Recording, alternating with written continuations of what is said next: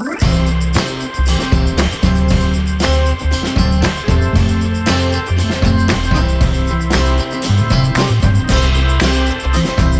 right, what's up, everyone? Welcome to the channel, Chef Venting, and today I'm gonna do a little venting. I'm gonna, talk about something that has been crazy. Like, this week's been a little rough week. Definitely a rough week. One of the roughest week after we had a couple of good weeks, or not even good weeks. The weeks seem to be getting better. With that being said, next month looks like it's gonna be much better month, but this month. I just want this to be over, but today was really slow day. The one thing is that, people that did show up, we made sure we took care of them. They were very happy, great food, and they really did enjoy the food. Everybody has given us a lot of compliments. If anything, they always ask, like, why is it, in days like today, they'll always ask, they don't understand why it's so slow. The food is so good. Yada yada yada, whatever. I'm like, I'm tired of hearing that shit when it's slow, but it is what it is, right? So one thing that I've learned over the last last 20 years, and then really been concrete over the last 5 years, is that food, when running a restaurant, is not necessarily the most important thing.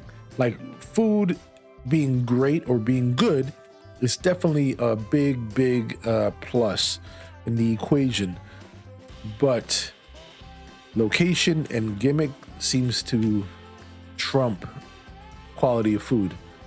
And there's a lot of examples. I mean, I'm gonna tell you one thing. How many times have you been into a place that's really busy and you go and you eat and you're like, this food sucks?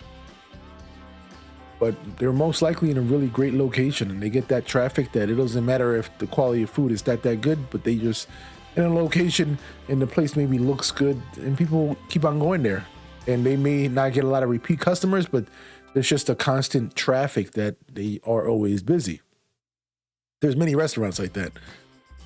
Trust me, that's how you probably could say I've probably been in a bunch of them like that. And that's what people that if you are traveling and you just kind of looking for a restaurant, you're like, oh, this looks busy, and you go and you eat. I mean, that's one example, right?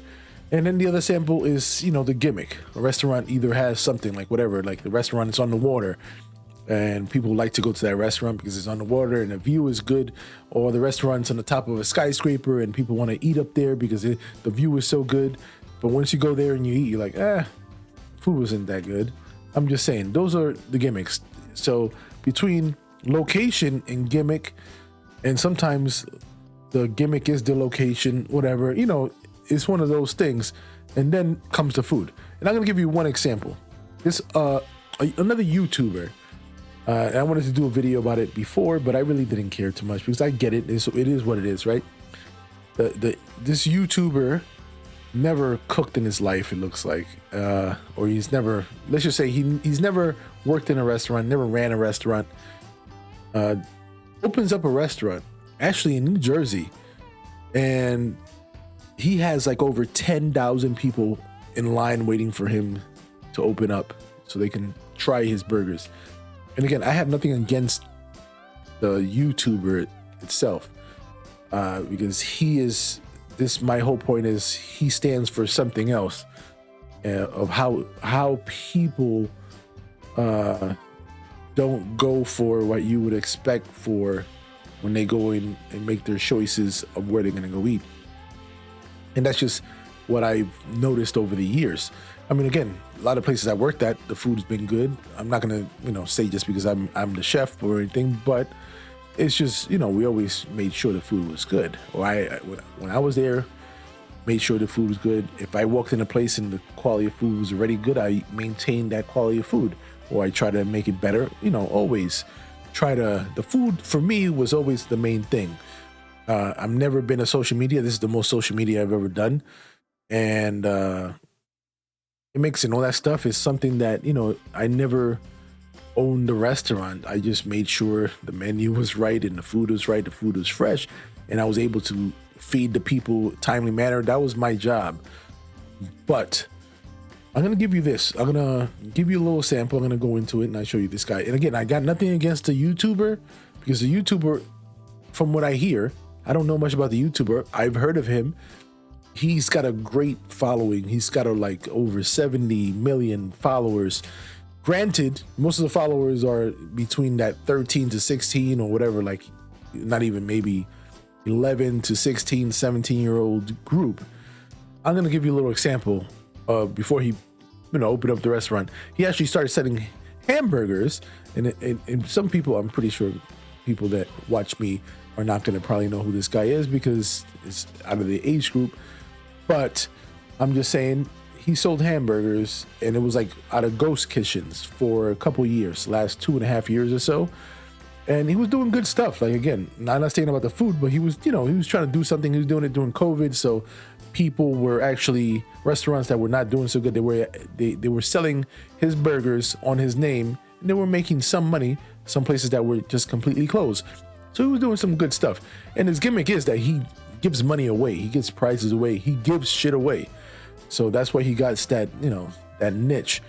But I want to give you, let's show the ratings of of his burgers, right? From those ghost kitchens. And again, you gotta take this a little bit with a grain of salt, but at the same time, the rating when it's like this, you also gotta be like, yeah.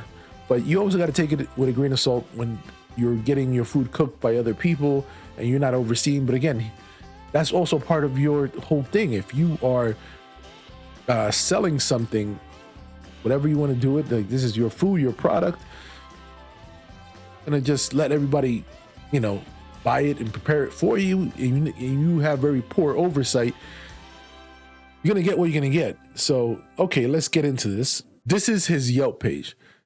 Again, he is out of 78 reviews, he's 2 stars.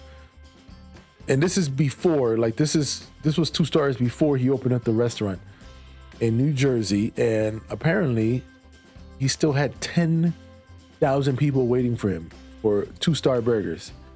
Again, it's not me. And the one thing is, when you start looking at it, this is definitely like 1 star. Whoo! Never, like when you see this right here, you got to run. This is horrible for you to get this right here. Like basically telling everybody that most of your ratings are 1 star. This is amazing. I've never seen this. It's the first time, honestly. I've never looked up these restaurants. You got some of these 3 stars, 3 stars. Like 3 stars is probably the most I see, but 1 stars. Wow, really?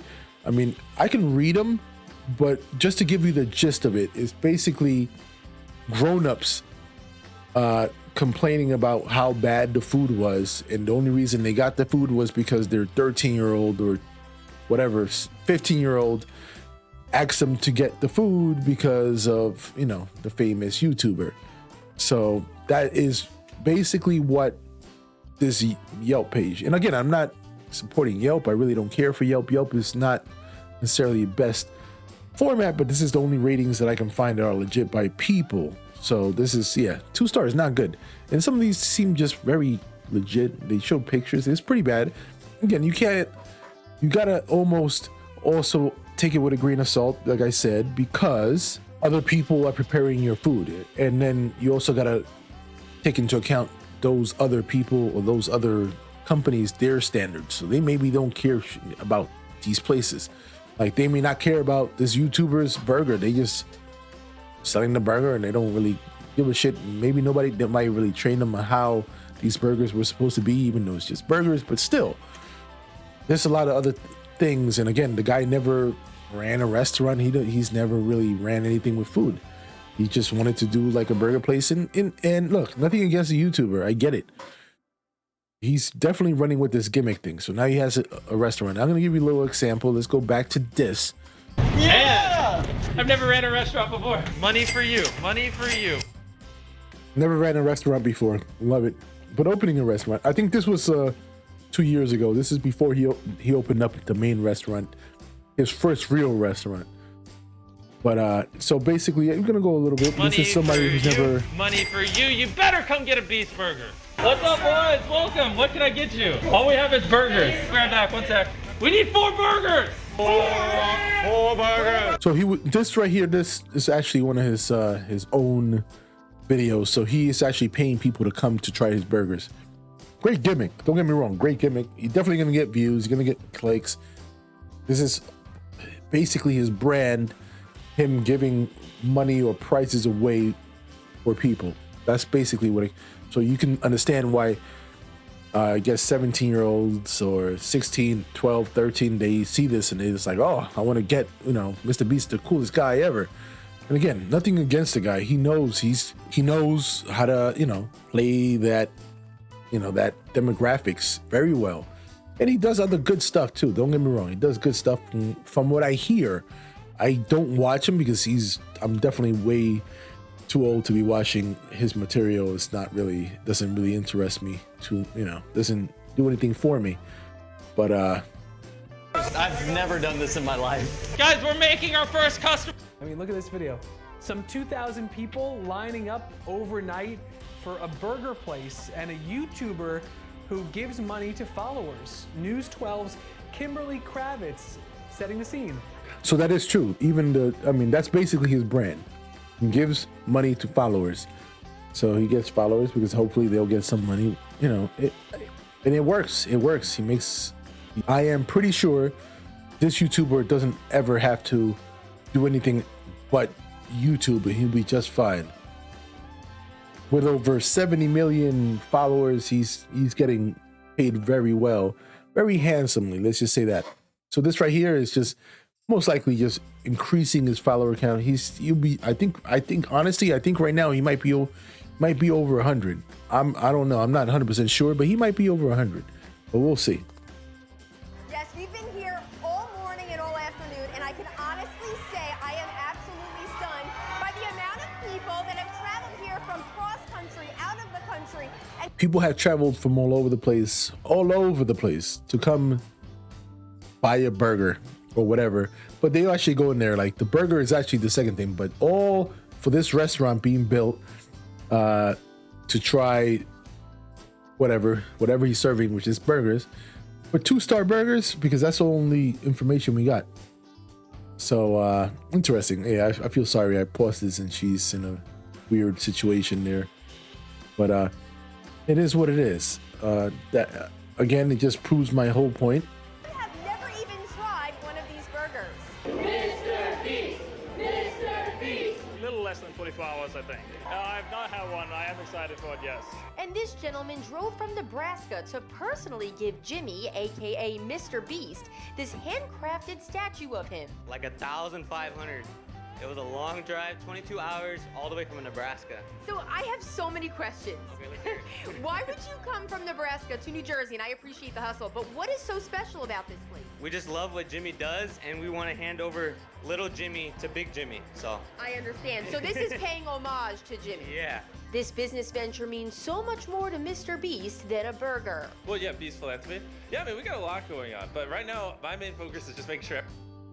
All I'm going to say is that when I was a little kid, I remember for a science project, I thought about making video games and recording them. I was way ahead of this, right? This whole thing. I mean, I don't know what he does, but now YouTubers, some of the biggest YouTubers, they literally record their video games and post it up. And I was thinking about that a long time ago, and people laughed at me. And then because they laughed at me, I never revisited it. But, you know, sometimes you gotta, you know, just way ahead of the time. So now I'm here and I'm doing this, and I'm just barely struggling to get fucking 100 subscribers. But my man over here, he knows. Again, I'm too old to be trying to get that segment of like 11 to fucking 16-year-old, whatever, 19-year-old kids. But yeah, good for him. Look, I am not hating on the guy. I'm the whole thing here is just trying to prove a point. How food itself is not the main thing when it comes down to like a successful restaurant.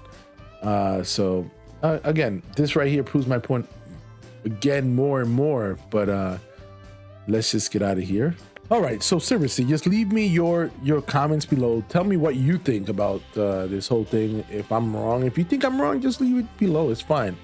This is again my opinion, but it's also my opinion with my years in this business, and a lot of it, yeah, I just keep on getting proven right with these little examples. So Again, you give me your opinion. I could be 100% wrong. Somebody could put something that I may be overlooking, but that's just the way it is. All right. Peace. Later.